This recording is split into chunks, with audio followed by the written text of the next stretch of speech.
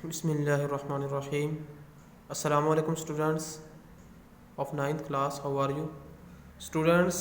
हमने chapter number 5 अल्हम्दुलिल्लाह complete 5 तक हमारा कंप्लीट हो गया। तो नेक्स्ट हम चैप्टर नंबर 6 स्टार्ट करने जा रहे हैं फिज़िक्स का। तो चैप्टर जो है यहाँ पे हमारे पास वर्क एंड एनर्जी है, ठीक है। तो हमारा स्मार्ट सिलेबस के मुताबिक जो वर्क का जो पूरा टॉपिक है वो उन्होंने स्किप किया हुआ है, तो उस आगे उन्होंने एनर्जी का पूरा टॉपिक आगे दिया हुआ है। तो उसमें पहले आपको थोड़ा बहुत वर्क के बारे में पता होना चाहिए, ठीक है। फिर ही मतलब कि आगे हम क्वेश्चन कुछ मज़ीद बेहतरी आएगी। तो वर्क क्या होता है? कोई भी अगर वर्क है, काम है, तो वर्क की जो बेसिकली डेफिनेशन है, अगर हम किसी भी बॉडी के ऊपर फोर्स लगा रहे हैं, ठीक है, और वो फोर्स लगा रहे हैं तो वो बॉडी मूव कर रही है, ठीक है। वो अगर मूव करती है वो उसका डिस्टेंस भी तय करेगी, ठीक है। अगर किसी बॉडी को फोर्स लगाएं और वो डिस्टेंस भी कवर करे उसी डायरेक्शन में जिस डायरेक्शन में हम फोर्स लगा रहे हैं, तो वो बॉडी वर्क कर रही है, वरना वो वर्क नहीं कर रही। अगर आप एक दीवार को धक्का लगा के फोर्स लगा रहे हैं, धक्का लगा के खड़े हैं, तो वो आप वर्क नहीं कर रहे, ठीक है, वर्क नहीं कर रहे। अगर आपने सर के ऊपर आटे की बोरी उठाई हुई है तो वो खड़े रहे, वो आपका वर्क नहीं है। वर्क की जो साइंटिफिक डेफिनेशन है कि अगर किसी भी बॉडी के ऊपर हम फोर्स लगाते हैं और वो जो बॉडी है उसी डायरेक्शन में, जिस डायरेक्शन में हम फोर्स लगा रहे हैं उसी डायरेक्शन में वो डिस्टेंस कवर करे, ठीक है, तो उसे कहते हैं वर्क, वरना वर्क नहीं है। अगर आप एक बाल्टी है, बाल्टी के अंदर पानी है और उसको आप खड़े होकर घुमा रहे हैं, तो वो भी वर्क आप नहीं कर रहे, ठीक है। मूवमेंट होती रहेगी, फोर्स लगाते रहे आप जितनी मर्जी, वर्क नहीं कर रहे, ठीक है, काम नहीं कर रहा है, वर्क नहीं हो रहा, ठीक है। तो इसी तरह नेक्स्ट जो टॉपिक, ये तो यहाँ पे हमारे सिलेबस में इंक्लूड नहीं है, तो नेक्स्ट हमारा जो टॉपिक है इंक्लूड वो है एनर्जी। अब देखें ना, एनर्जी और वर्क जो है ये दोनों आपस में, इनके यूनिट भी दोनों के सेम है, ठीक है, ठीक है। और तकरीबन जो पावर उसकी एनर्जी होती है, मतलब किसी भी जिस्म के वर्क करने की सलाहियत, काम करने की जो सलाहियत है, कितनी कोई जिस्म कितना वर्क कर सकता है, कितना काम कर सकता है, वो उसकी एनर्जी है, ठीक है। वो कहते हैं कि हमारे पास एनर्जी ज़्यादा होगी तो वो वर्क ज़्यादा होगा, ठीक है। तो बेसिकली जो एनर्जी है वो जो वर्क करने की सलाहियत है, ठीक है। तो नेक्स्ट हम अपने टॉपिक की तरफ चलते हैं।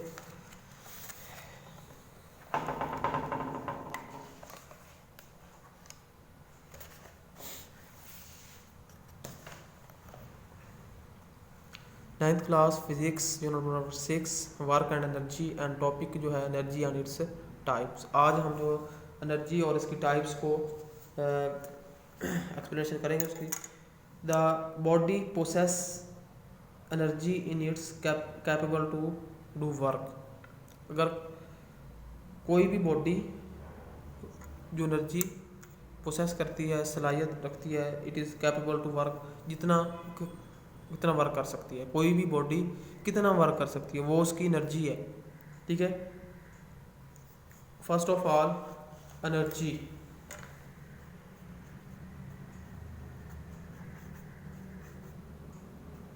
ठीक है।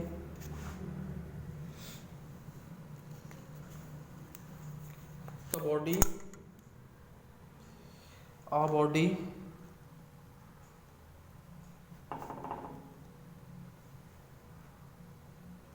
possesses energy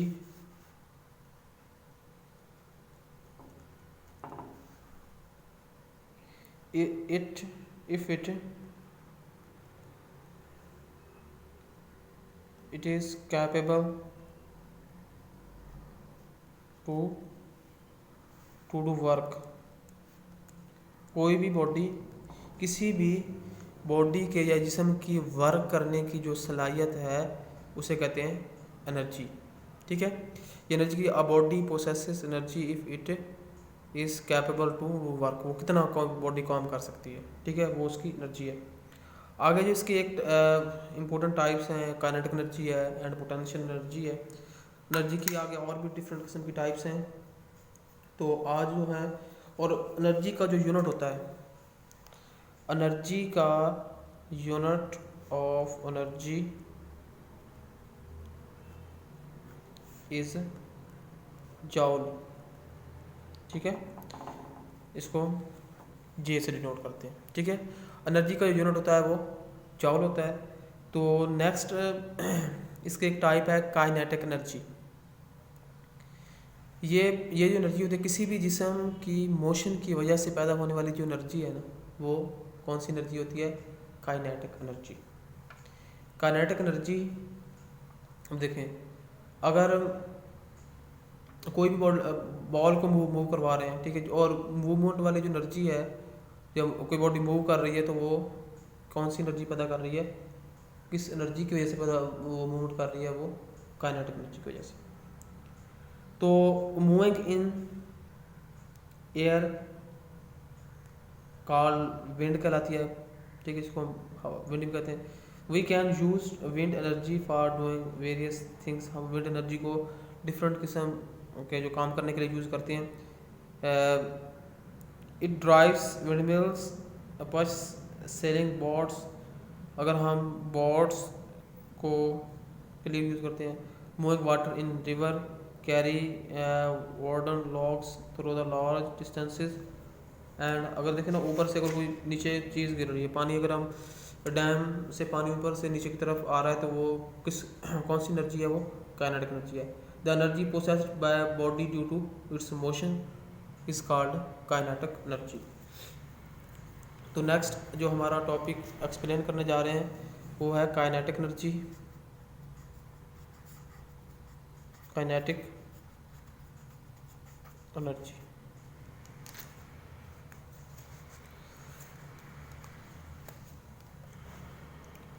the energy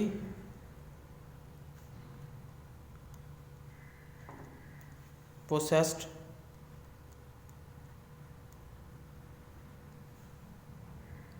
by a body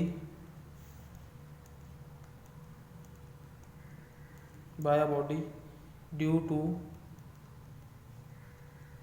its motion is called kinetic energy. किसी भी जिस्म की मोशन की वजह से पैदा होने वाली जो एनर्जी है वो काइनेटिक एनर्जी है। आप नेक्स्ट जो है हम इसकी डेरिवेशन करेंगे, इसको हम ड्राइव करेंगे, इसकी इक्वेशन को काइनेटिक एनर्जी के। तो जितनी भी एनर्जी की टाइप्स हैं उनका यूनिट भी क्या होगा? जो इसका यूनिट भी जॉल है। तो अब हम इसकी डेरिवेशन करते हैं काइनेटिक एनर्जी की। तो फर्स्ट ऑफ वो कहते हैं, फर्ज कर लें, कंसीडर बॉडी मैस m है,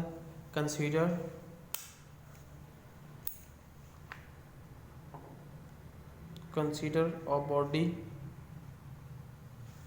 हैव मैस m। एक बॉडी है जिसका मैस क्या है? m है। ठीक है, एक बॉडी क्या है और उसका मैस क्या है? m है। तो the body stops after moving through some distances, वो कुछ फासला तय करने के बाद वो रुक जाती है। Body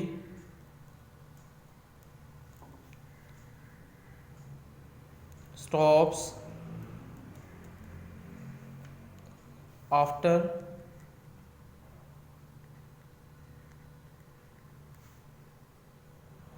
moving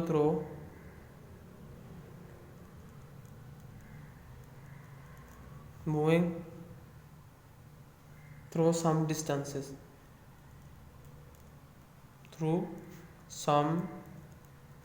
distances s due to motion। ठीक है। मोशन कौन सी, motion opposing motion, motion of opposing, कोई अगर बॉडी आगे से अपोज अगर फोर्स लगा दे तो वो रुक जाती है। Then the body possessed kinetic energy and it's capable to work against oppose force, oppose force के आगे जो है वो वर्क करने की क्षमता रखती है। Kinetic energy of the body work done by due to motion. अब जो अब देखें एक बॉडी मूव कर रही है, ठीक है, वो आगे से कोई फोर्स लगाते हैं वो अपोज करती है, रुक जाती है, लेकिन जो काइनेटिक एनर्जी है वो मूव करती रहती है, अगर रुकावट आती भी है फिर भी कुछ ना कुछ डिस्टेंस तय करती है तो वो अपोज करती है उसके। तो kinetic energy of body is equal to, किसके बराबर होती है, work done by due to motion, work done due to motion, और मोशन की वजह से जो वर्क डन है उसके बराबर होती है। काइनेटिक एनर्जी किसके बराबर होती है, वर्क डन के। तो वर्क डन हमारे पास क्या है यहाँ पे, एफ एस, मतलब फोर्स और फोर्स भी लगे और आगे डिस्टेंस भी तय हो तो वो वर्क डन होता है। तो यहाँ पे kinetic energy is equal to F S के बराबर आ जाएगी। और यहाँ पे शुरू में बॉडी मूव कर रही थी, इनिशियल वेलोसिटी इसकी वी थी, जब आगे से अपोजिंग फोर्स आई तो वो बॉडी रुक गई, फाइनल वेलोसिटी ज़ीरो हो गई। तो हम F is equal to M A Newton second law of motion के मुताबिक, और यहाँ से हमारे पास जो ए है, अब जो एफ किसके बराबर आ जाएगा, ए किसके बराबर आएगा, माइनस एफ ओवर एम। और यहाँ पे जो माइनस हमने यूज़ किया है ये है अपोजिंग फोर्स की वजह से। कौन सी फोर्स आगे आप अमल कर लिए, अपोजिंग फोर्स, मतलब उसकी फोर्स डायरेक्शन उसकी डिफरेंट है, आगे से आने वाली फोर्स डिफरेंट है, तो उसके दरमियान में क्या होगा, ये नेगेटिव साइन शो उसको कर रहा है। तो हमने थर्ड इक्वेशन ऑफ मोशन पढ़ी है। थर्ड इक्वेशन ऑफ मोशन क्या होती है, 2as V F square minus V I square, ठीक है। तो यहाँ पे देखें 2 इंटू ए की वैल्यू क्या है हमारे पास, माइनस एफ ओवर एम, और इंटू एस आ जाएगा, is equal to V F क्या है हमारे पास, वी एफ क्या है 0, वी आई क्या है वी का स्क्वायर, मतलब क्या आ जाएगा हमारे पास,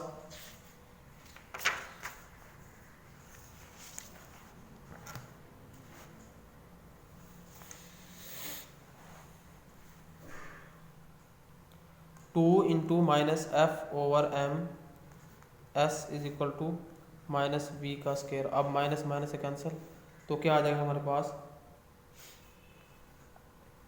एम जो है इधर क्या हो रहा है, मल्टीप्लाई डिवाइड हो रहा है, 2 F over M multiplied by S is equal to V का स्क्वायर। अब एम इधर डिवाइड उधर जाके आ जाएगा मल्टीप्लाई, एम वी स्क्वायर बन जाएगा, और एफ एस आ जाएगा, 2 इंटू एफ, 2 इधर मल्टीप्लाई और इधर आके आ जाएगा divide, M V square divided by 2 is equal to F S.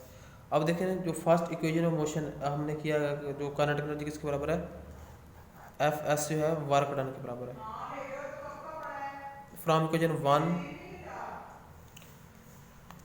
ठीक है, हमने पीछे जो बताया है कि जो काइनेटिक एनर्जी है किसके बराबर है, काइनेटिक एनर्जी किसके बराबर है, वर्क डन के बराबर है। अब जो वर्क डन हमारा क्या आया, ठीक है, अब एफ एस की वैल्यू यहाँ पुट करते हैं। एफ एस क्या है हमारे पास, kinetic energy is equal to 1/2 M V square आ जाए, ये इसकी क्या है डेरिवेशन, ठीक है। अगर एक बॉडी मूव कर रही है, आगे से कोई बॉडी अपोज कर रही है, उसको रोकने की कोशिश कर रही है, तो उसमें kinetic energy initial velocity V होगी और फाइनल वेलोसिटी वहाँ पे 0 हो जाएगी। तो वहाँ पे हमने equation of third equation of motion हमने वहाँ पे यूज़ की है, 2as is equal to V F square minus V I square, ठीक है। तो आप लोगों ने इसकी डेरिवेशन भी करनी है। तो नेक्स्ट है potential energy. potential energy. The energy possessed by a body due to its position, ठीक है. The energy